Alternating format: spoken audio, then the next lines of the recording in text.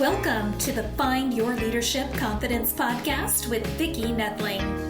You are about to discover impactful lessons that help you grow as an individual, grow your confidence, and find the positive and good within you, so you powerfully and authentically become the best version of yourself. Be sure you visit our website at www.findyourleadershipconfidence.com. While you're there, subscribe to us via your favorite network. Now tune in, get ready, and enjoy the journey of emerging as a leader of exception in the 21st century. Welcome, everyone, to the Find Your Leadership Confidence podcast. I'm your host, Vicki Noethling, coming to you from Roswell, Georgia. The goal of this podcast is to bring topics and guests that will empower you to become that confident leader and take your business and your life to the next level. Today, I'm very pleased to have with me Allison McCune Davis, and let me tell you about Allison. Allison is an author, traditional naturopath, it's hard for me to say, and mom of 5 who pursued entrepreneurial business in the world of natural health for the last 14 years while raising her family.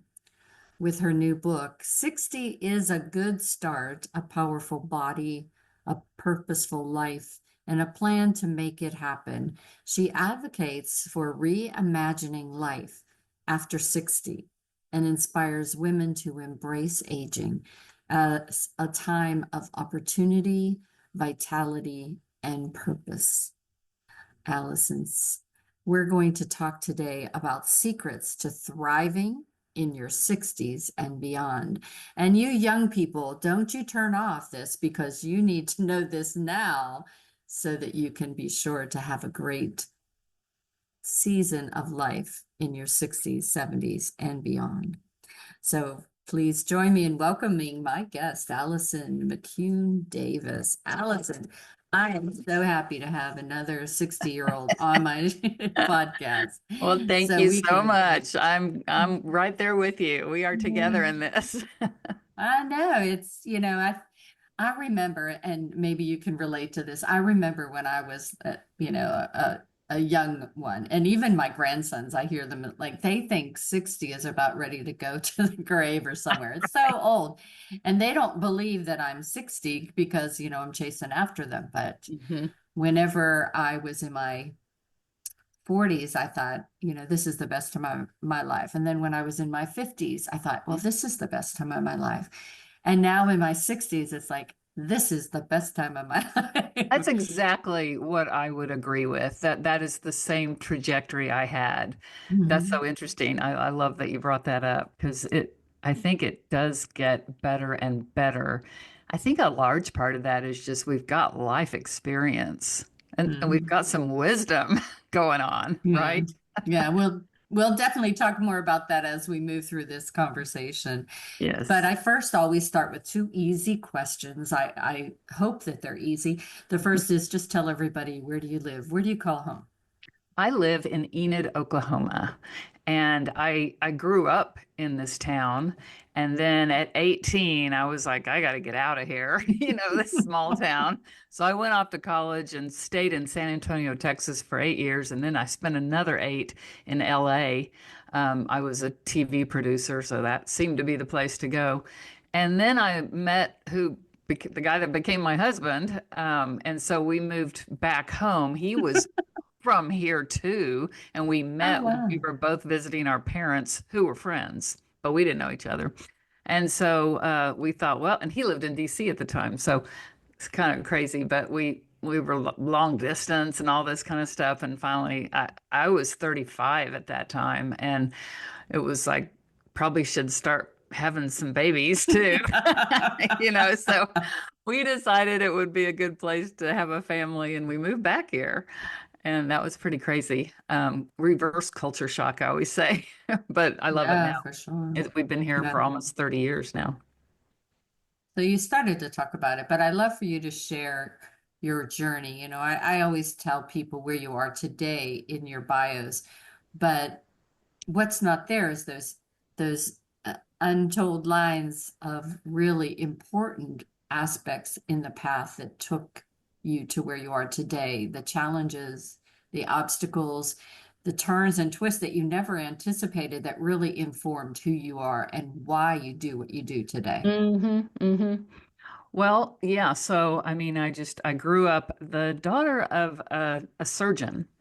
And so, our world is a very medicalized world, I think, and it's just the modern world we live in. But my dad was a doctor, and so I felt like I even got a double dose of that. Yeah. Here's an antibiotic, no matter what the issue was. That was decades ago. But so that was kind of my mentality growing up, and then I went off to college and then went to Los Angeles, decided, I was a TV and film production major in college, and I worked at the PBS station in San Antonio for a few Oh, years. nice. And that was always my thing, was I wanted that PBS type documentary, educate, inform, was what I always wanted to do. So I'm still doing it today, really, Mhm. only not on PBS. But so but it was time to take another step. So I moved to LA because the weather was Mhm. nicer than New York. And Yeah, so, definitely. yeah. And worked out there for 8 years. I worked on Star Trek: The Next Generation. I worked at a special Oh my, effects house. That was my so first cool.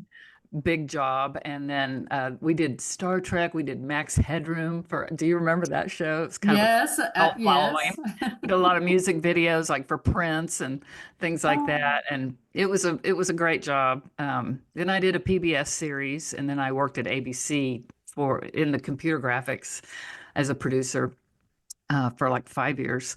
But it was a really fun time of my life. It was like mid 20s to mid 30s. And it was a great time. I loved living out there. The weather was always gorgeous, but kind of a crazy place to live too. it I'm is. glad It is. I don't know, raising kids in a place like that would be really hard. And then I just came home and met my husband when I was visiting this is kind of funny.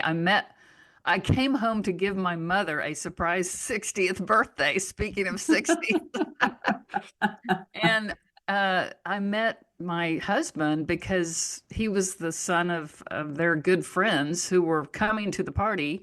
He was visiting his parents from DC, and his mother was like, and we met like just for a few minutes. And then a couple days later, his mom said, "Hey, can he come to your party?" And I said, "Well, sure, the more the merrier." And then she went back to him and said, "Allison wants you to come to the party." So he was doing a little matchmaking, which worked. And so, I was antsy at that point, also just in LA, kind of still looking for that PBS thing. I did the Yeah. PBS series for a while, but then got into ABC because, like, I needed to make some money. You didn't make any money working for PBS, and LA was an No. expensive place to live. So I was even looking at going to DC for more of that PBS type thing. Um, but then we met, and so we decided, let's move back here and get married and have a family. So we did, Mhm. and then I had my first child at 37, so later than a lot. And Mhm. then I had one at 40 and 42, and then we adopted two, one from Oh, Russia, wow. one from Ethiopia. I never planned on that. I thought, well, I have two kids or something like that, but Yeah, we right. had two girls, and we thought, oh, well, maybe let's try one more, maybe. And we had a boy. And then we kind of thought, well, we're just in the baby business, so we might as well have one more. Well, I went into early menopause, and so that kind of made us look into Mhm. adoption. Um, so, and then you just kind of gets in your blood. So then we did it again, and Mhm. and ended up with five.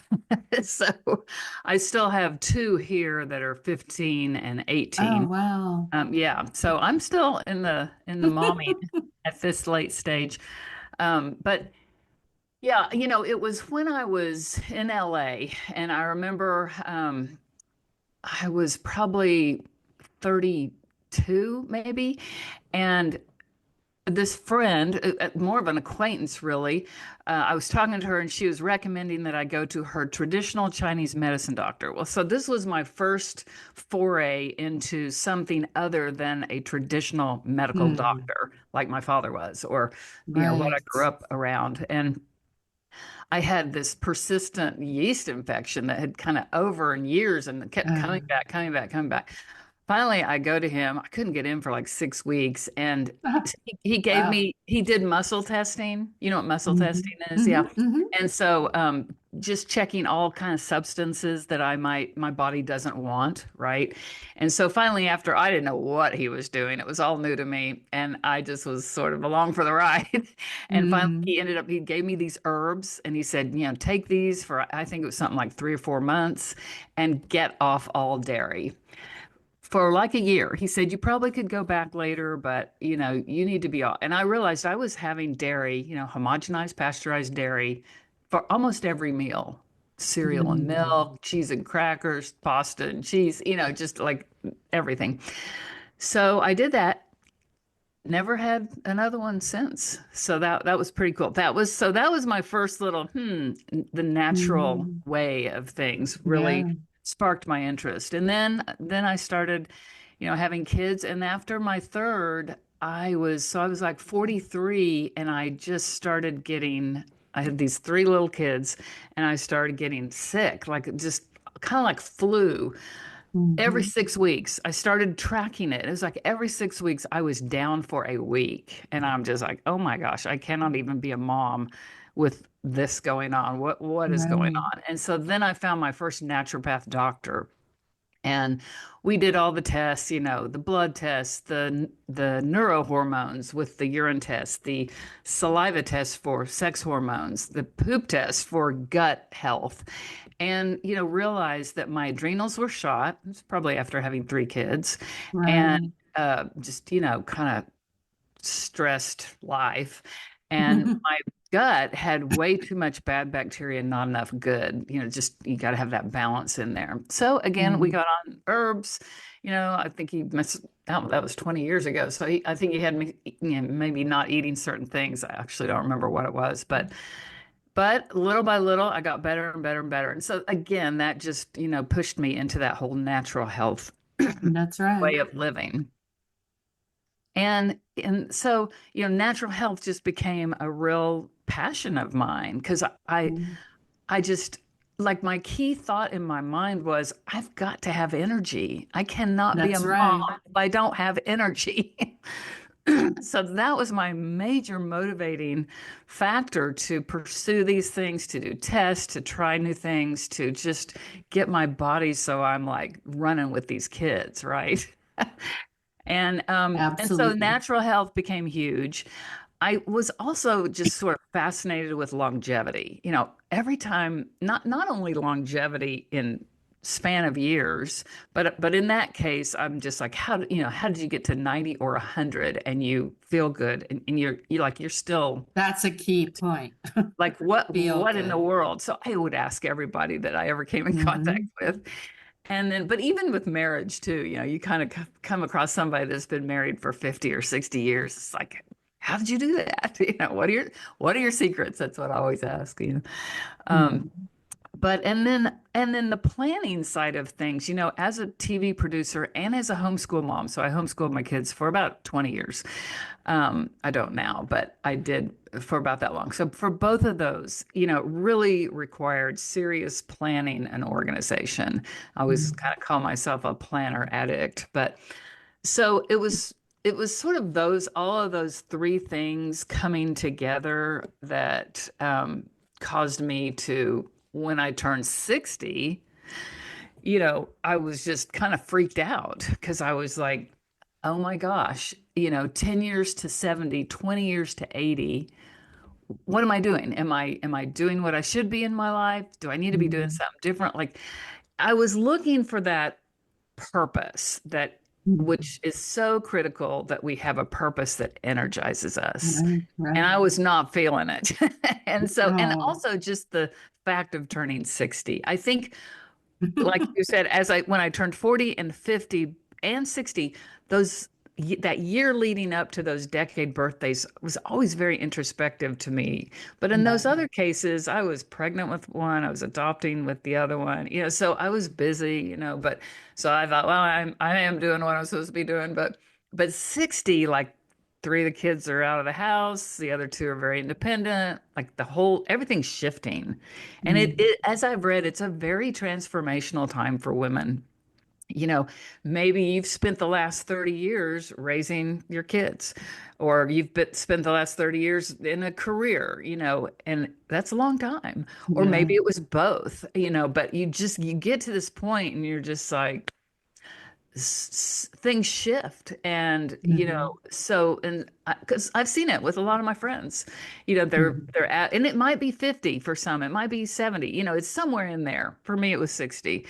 But where it's just like time to really, it's a great time, it's an incredible time because you've got time.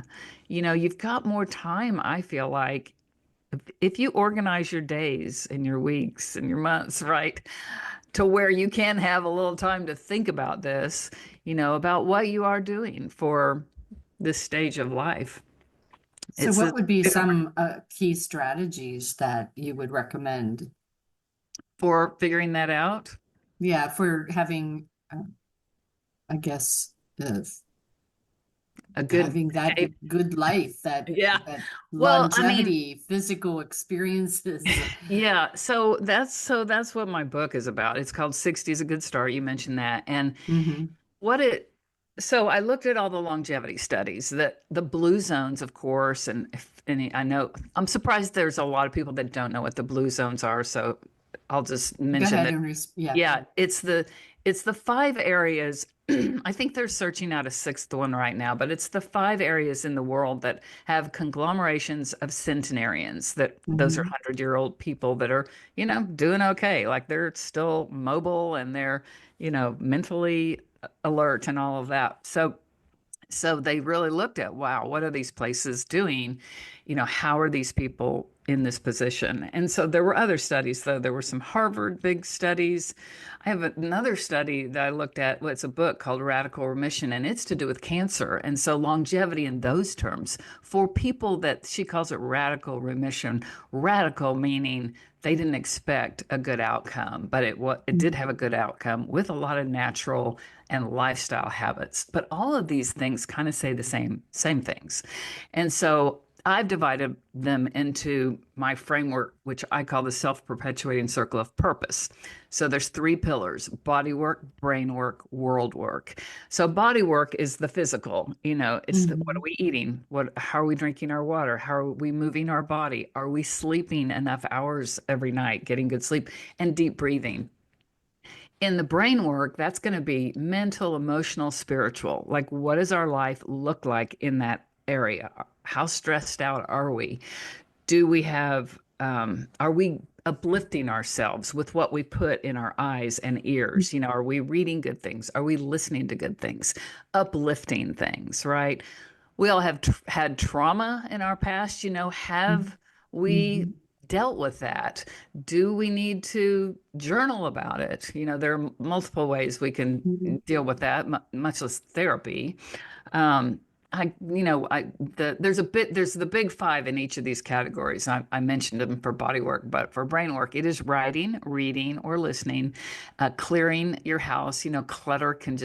Clutter in our house can clutter our brain.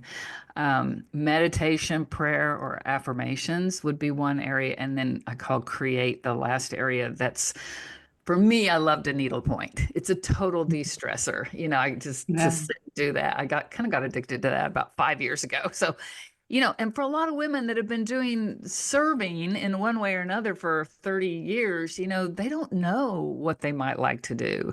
So exploring that, I think, is a great, Yeah. really fun thing to do. Like one of my neighbors loves to create those mosaic tile, like make things, like little Oh, tables with yeah. a mosaic tile or trays or, just it could be a million things. And then the third pillar is world work, our outer world. So that is purpose and relationships. So on the purpose front, it is we need a purpose that energizes us. And you hear about that in longevity circles that's huge. We have to have a reason to get up in the morning that makes us excited. So what Mhm. could that be? So exploring that is pretty exciting. And I talked to a lot of people that either they really know what they're doing or they have no idea. And so one thing, the this book leads women to what I call the 60-day dare. So there's a planner that goes with it if a person needs Mhm. that.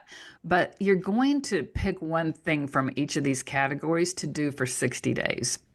Because as Dr. Caroline Leaf, neuroscientist, she's written like tons of books, tells us it takes at least 60 days, up to 8 months, Okay. to create a new habit. And she's seeing that under the microscope, on the Mhm. cells and everything. So one option for world work is there are 60 dream questions that can you answer one a day, just journal the answer, probably take Mhm. 5 minutes, or maybe a little longer in other certain questions. But and I think that would lead somebody to really start recognizing and uncovering, what could they be doing in this Mhm. season? One question I love to ask people that just don't know, I'm like, what were your dreams when you were a kid? Yeah, Or when that's you were right. like 17 or 22? Like, what were you thinking back then? Because it could be something related to that, or I don't know. So those are really, I think, great. That's a great exercise to go through. But then on the relationship side of things, it's in the big five in world work, we've got engage. So that's like, because putting family and friends first is a big Mhm. longevity marker. And we know loneliness gets worse as people get older. Maybe a spouse dies, or your kids have all moved out. I mean, that's a big thing. And so making a point of engaging with somebody, and maybe it's I'm calling my brother that lives across the country that I haven't talked to in a long time, or maybe it's like it's really Mhm. just being intentional each day, each week about what's that going to look like, and stepping out of your comfort zone. Right. We can all just stay. I'm an introvert. That's I get that. exactly. I would love to sit in Me needlepoint too. and watch and binge watch a TV series. And I do. I let myself do that when I needlepoint. But, we also have to make that effort to engage with people, in a positive way, not just texting, but, have a phone call, get together, go have coffee, just that kind of thing. Then gather. Another big part of longevity that all these people have is they are part of a spiritual community of some sort. So I think it's just that, hand it over to God. Sometimes we just have to hand it over. That's Like, right. I can't do anything about this situation. Take it. Jesus, take the That's wheel. right. That's Right. exactly right. Yeah. So that's a part. And then help, meaning volunteer. A lot of people find new purpose in volunteer opportunities. Now, I'm really careful, but because the one of the things I feel like I'm always trying to help women do is say no. you know, Sometimes we're the opposite of like staying in our house and that loneliness aspect. Like we're doing too Mhm. much.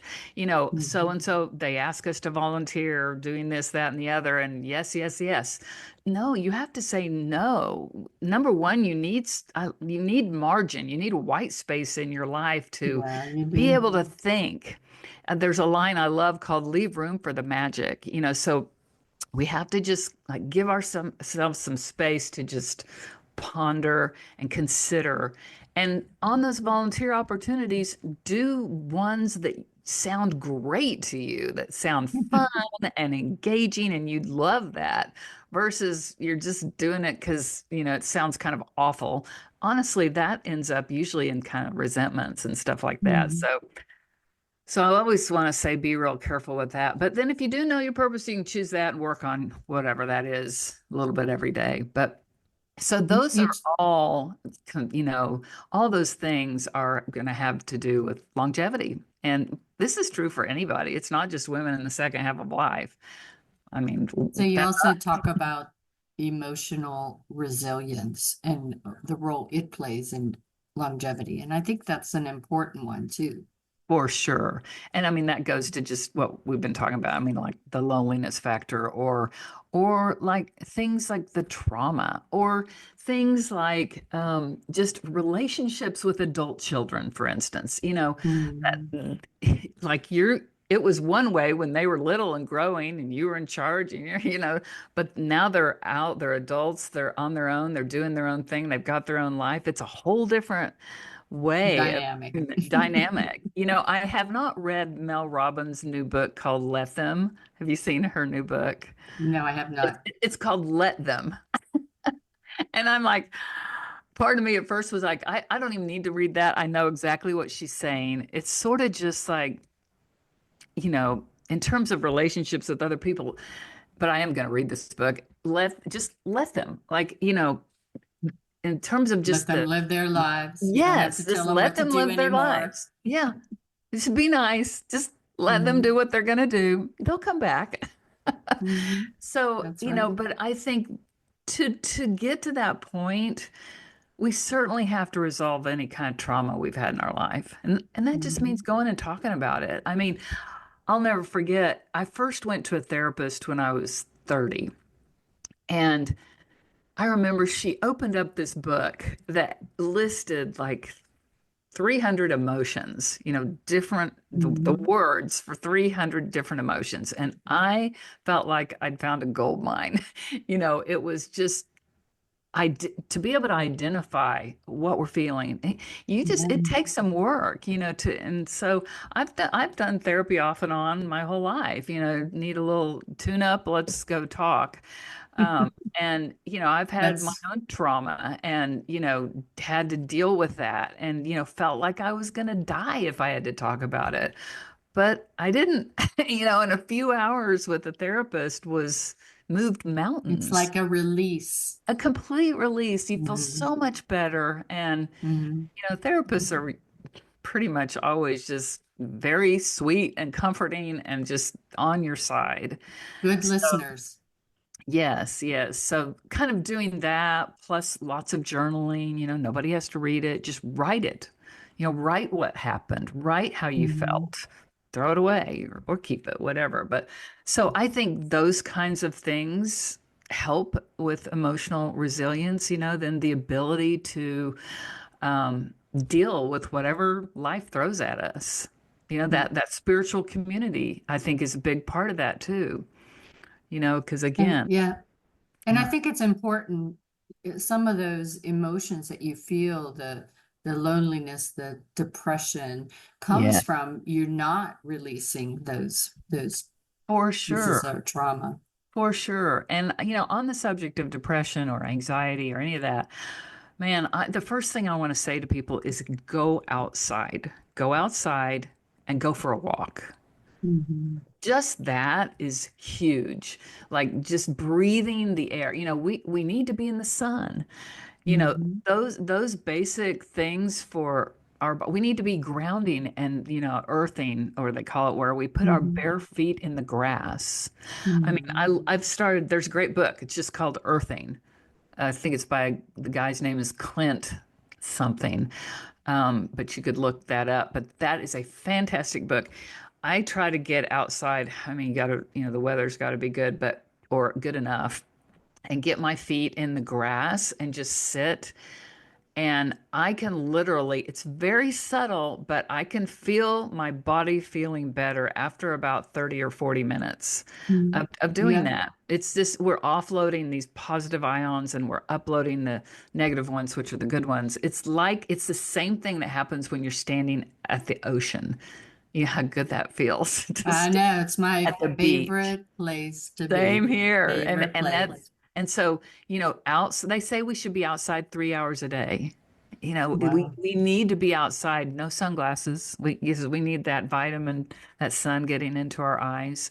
And after a while, you get used to that. I used to wear sunglasses all the time, but I don't anymore because I want that healthy stuff.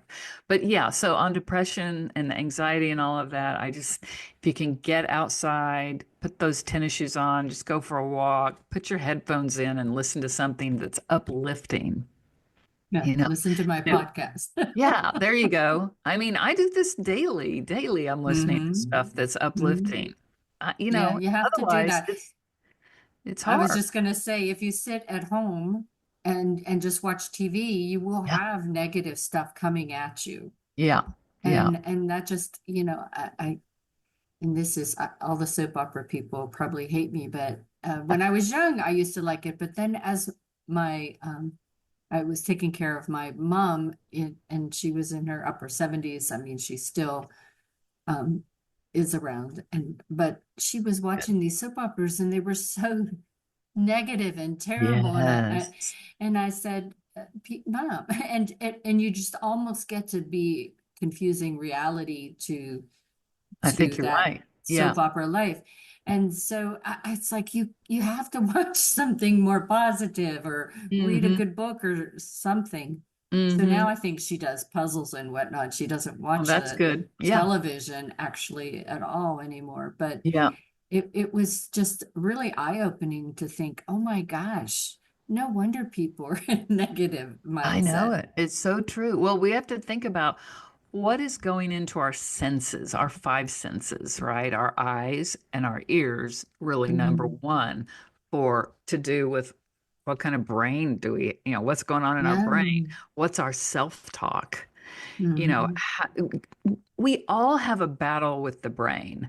We all do. And that we have to just overcome. And I'll never forget, it was on Zoom.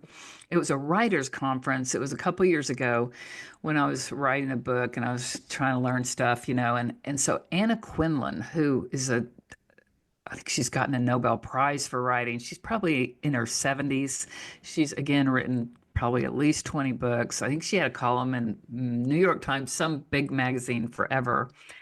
And she was the keynote speaker. And she said, there were over, I don't know, a couple hundred people watching her.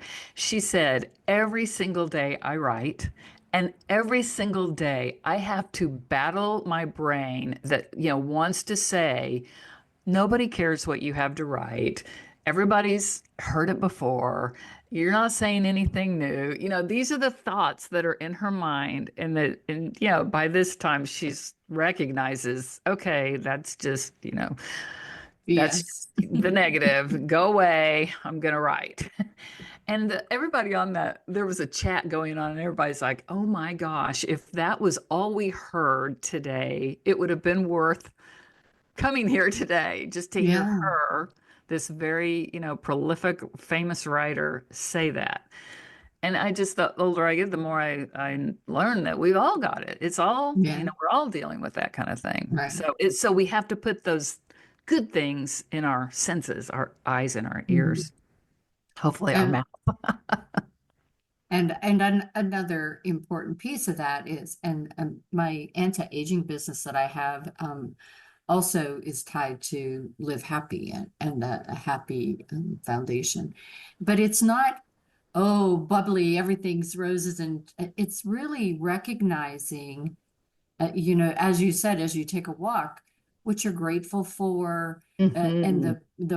the beautiful smile, sounds and smells, and the sunlight on you that makes you happy. You Yeah. feel happy, Yeah. and you can't know happiness and joy and unless you know sadness True. True. and fear and all Yeah. those things. So it's not Hmm. saying don't ever feel those negative emotions. Yeah. It's just Those will happen. recognizing that when you go through that piece of the roller coaster ride, that Hmm. you can get back to the good parts. Right, right. They say the only way out is through.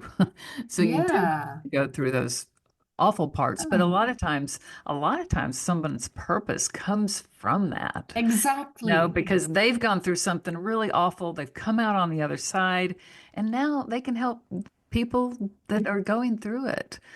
And it's Exactly. also such a mindset thing too. It's like we choose how we're going to look at the world. We do.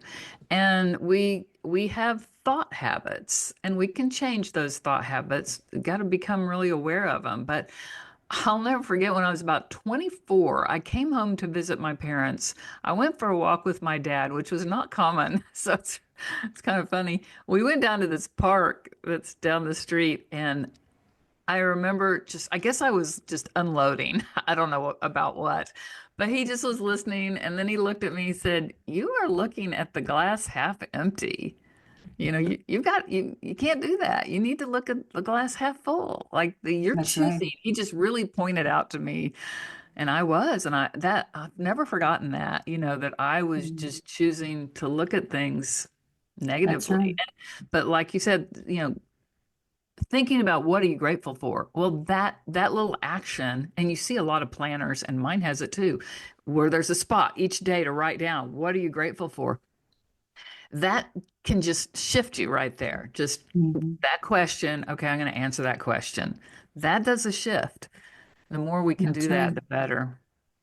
I always start my day and end my day that way Yeah, that's awesome. because I want to be in that right mindset so that Hmm. when the God throws you curves, you Exactly. have the resilience to get through Hmm. them. Hmm. Well, this has been such a great conversation. I hope the audience, young and old, have taken either guidance from it or have affirmation that, oh my gosh, they get me. Yes, we do. So we're going to share a slide that has the contact information for Allison. So the website is her name. Thank you. AllisonMcCuneDavis.com. Again, AllisonMcCuneDavis.com. On Facebook, she is again Allison McCune Davis. As at Instagram is Allison.McCune.Davis. YouTube is at Allison M. Davis, and TikTok is at Allison.McCune.Davis. I'm going to turn it over to Allison, who will talk to you about her call to action.